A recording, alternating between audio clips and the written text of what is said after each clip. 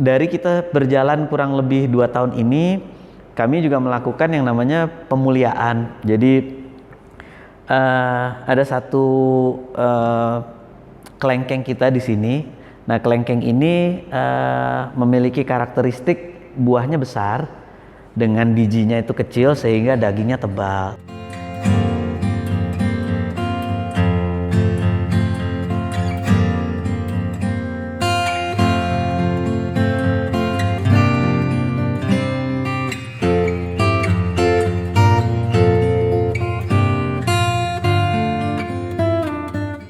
Hello Hitsko Lovers, ketemu lagi dengan gua Dimas. Hari ini gue masih ngomongin tentang DW Farm, so stay tune di sini.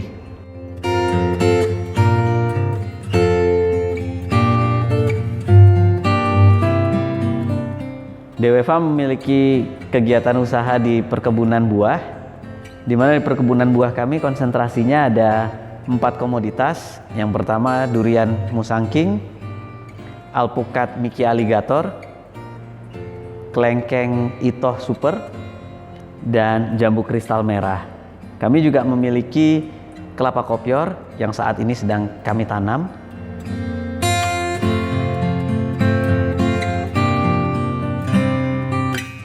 DW Farm mendapatkan bibit lokal semuanya, berasal dari balai dan pusat penelitian. Dan bibit-bibit ini sebelum kami tanam di sini, kami juga berkoordinasi dengan salah satu perguruan tinggi yang ada di Bogor, dan di perguruan tinggi tersebut memiliki tim riset. Nah, kami berkolaborasi dengan mereka untuk memetakan berdasarkan unsur hara, berdasarkan topografi, dan berdasarkan curah hujan juga di sini yang lebih cocok tanaman apa. Nah, dari hasil itu kita ambil dari pusat-pusat atau balai yang memang kompeten untuk pembibitannya, dan kita tanam di sini.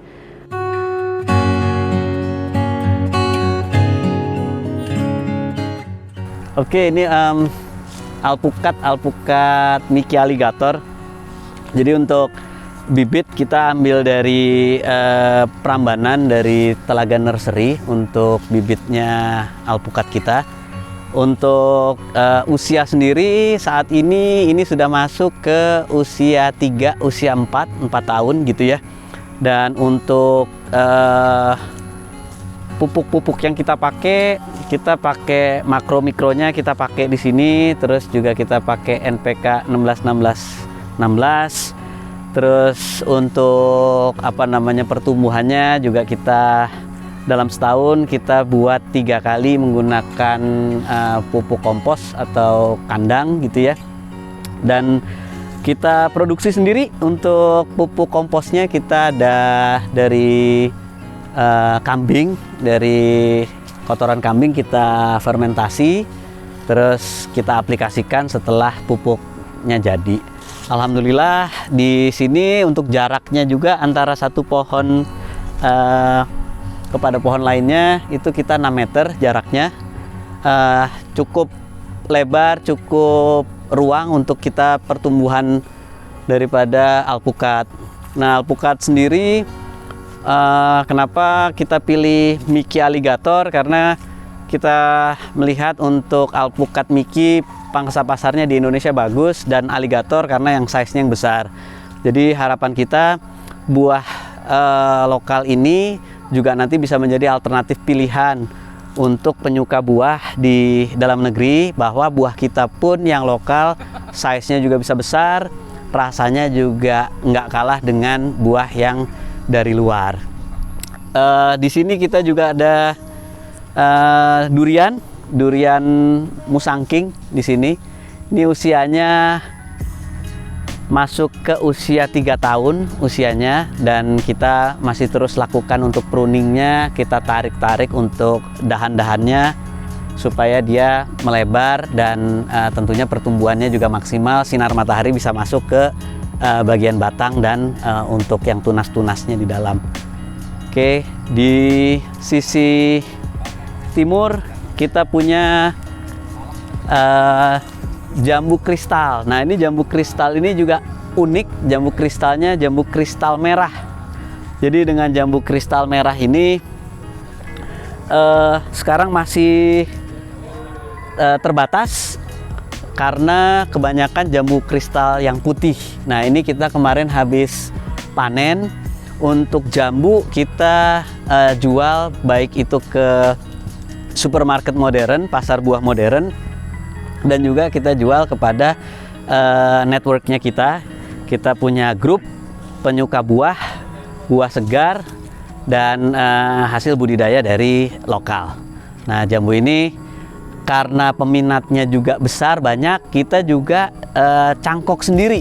Nah, seperti ini kita lagi nyangkok-nyangkokin untuk memperbanyak jambu kristal merah.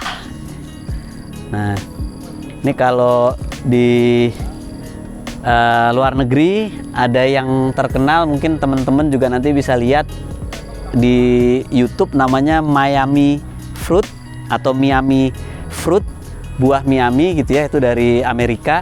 Mereka juga menanam buah-buah eksotik, intinya buah-buah yang ada di lahan tropis, dan di sana juga ada jambu kristal merah. Kalau di sana dia bilangnya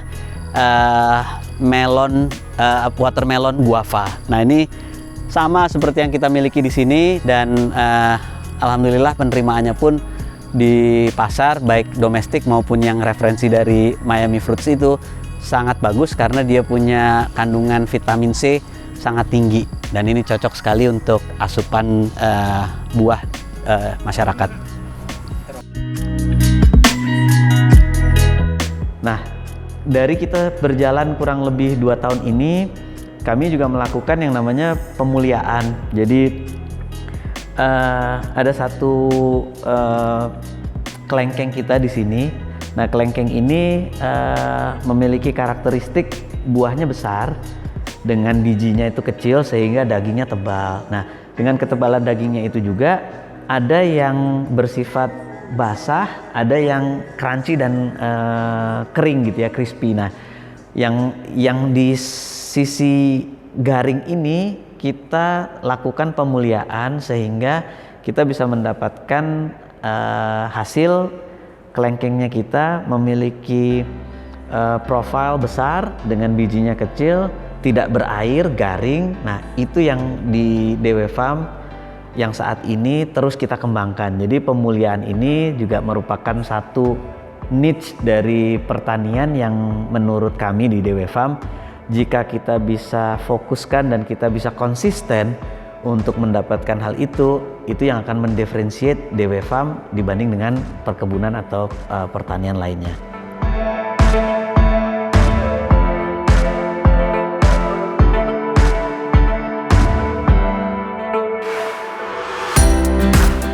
Untuk pemasaran produk-produk DW Farm, kita memiliki beberapa channel pemasaran, direct sales terhadap para penduduk atau masyarakat yang tinggal di sekitar farm kita.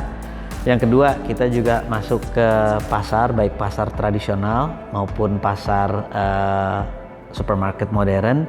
Untuk pasar tradisional, DW Farm memiliki outlet di Pasar Parung Panjang.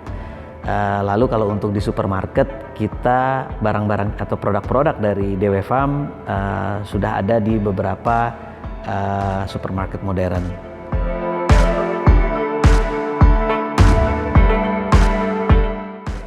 Terima kasih banyak buat semua teman-teman Hitsco lovers yang udah stay tune dan dengerin cerita tentang gue dan DW Farm-nya kita. Tentunya ke depan masih banyak lagi kisah-kisah inspiratif dari semua pihak yang akan ada di Hitsco TV. Untuk itu jangan lupa untuk like, subscribe, and stay tuned, and goodbye.